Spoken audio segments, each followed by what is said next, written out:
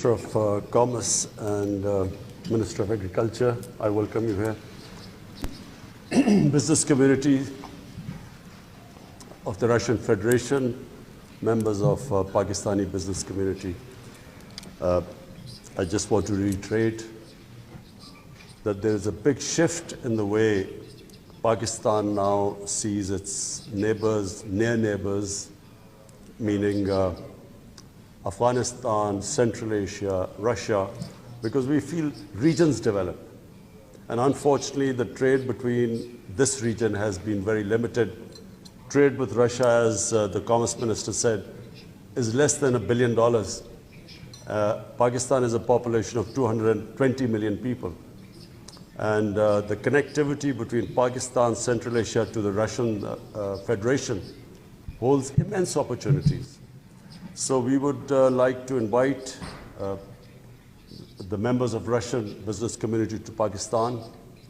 We have a gathering of investors at the end of March. So we would like to invite as many members of your business community. It would be a time when you will be able to explore all the different possibilities of investment there. And I see today that there are, from the sectors of oil and gas, agriculture, railway, energy and power, pharma, cyber and IT, textiles, military technology, steel, and automotive. These are all different sectors sitting here. These are all different sectors which have immense potential for investment and business in Pakistan. So I would just use this opportunity to invite all of you. Please do come. We want to open up our country to Russian businesses, and we want our businessmen to have more interaction in Russia, which until now was hardly insignificant.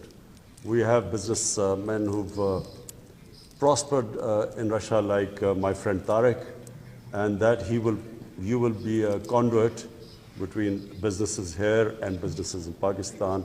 And rest assured, we will be facilitating you in every possible way. Thank you.